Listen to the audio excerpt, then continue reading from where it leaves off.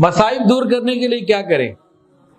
قرآن نے کیا بتایا؟ یا ایھا الذین آمنوا استعینوا بالصبر والصلاۃ، اے ایمان والو صبر اور نماز سے مدد حاصل کرو۔ انسان کی مدد اللہ تعالیٰ صبر کے راستے سے کرتے ہیں، نماز کے راستے سے کرتے ہیں۔ جب کوئی غم پریشانی آ جائے انسان حوصلہ رکھے، صبر کرے، اللہ دل کو قوت دے دیتے ہیں، ہمت دے دیتے ہیں۔ مزید اس میں گڑ ڈالنا چاہتا ہے، وضو کرے، 2 رکعت نفل صلاۃ الحاجت پڑھے۔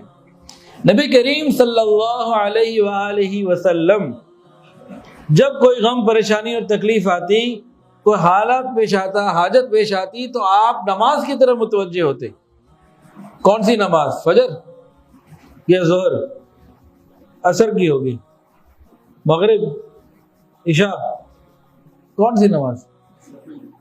ہاں جی، فرض نمازیں تو انسان نے پڑھنی ہی پڑھنی ہے، یہاں نفل مراد ہے۔ ہم پریشانیوں میں کتنی دفعہ نفل پڑھتے ہیں صلاۃ الحاجت؟ بہت تھوڑے لوگ ہیں جو پریشانی دور کرنے کے لیے مصلی کے اوپر بیٹھتے ہیں۔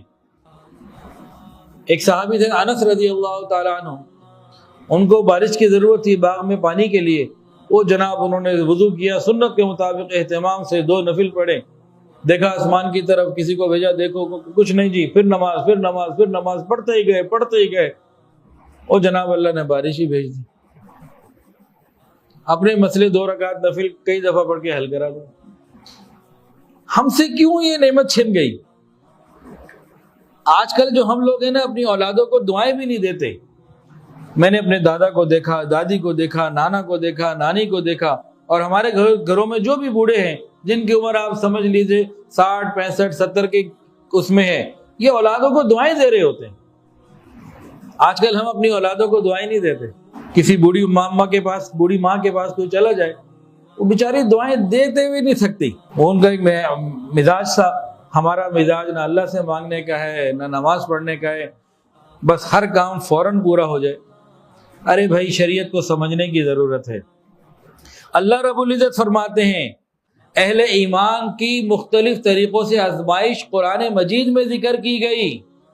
وَلَنَبْلُوَنَّكُمْ بِشَيْءٍ مِّنَ الْخَوْفِ وَالْجُوعِ، اللہ رب العزت فرماتے ہیں ہم ضرور تمہاری آزمائش کریں گے، تمہیں امتحان میں ڈالیں گے۔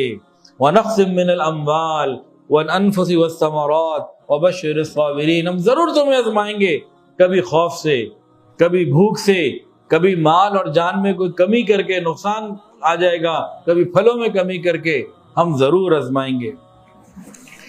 یہ جتنی باتیں قرآن میں آئی ہیں نا جناب، صحابہ کرام ہر چکی میں پسے ہیں۔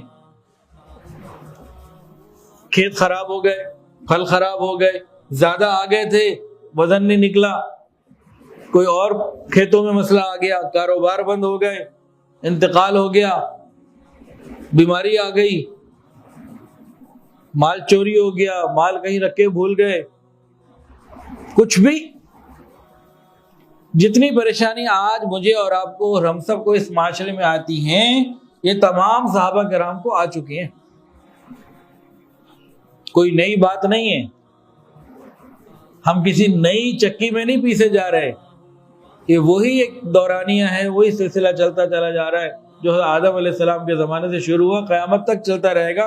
اللہ نے زمین کو بنایا ہی ایسے، ڈیزائن ہی ایسے کیا۔ اور آگے بڑھ کے بات کروں، صرف حضرات صحابہ کرام رضوان اللہ تعالی علیہم اجمعین ہی نہیں، تمام انبیاء کرام اور نبی علیہ الصلوۃ والسلام خود بنفس نفیس آپ کو بھی بے شمار تکلیفوں کا سامنا کرنا پڑا۔ اللہ نے دنیا کو ڈیزائن ہی ایسا کیا کہ اس کے بدلے اللہ بہت کچھ دینا چاہتے ہیں۔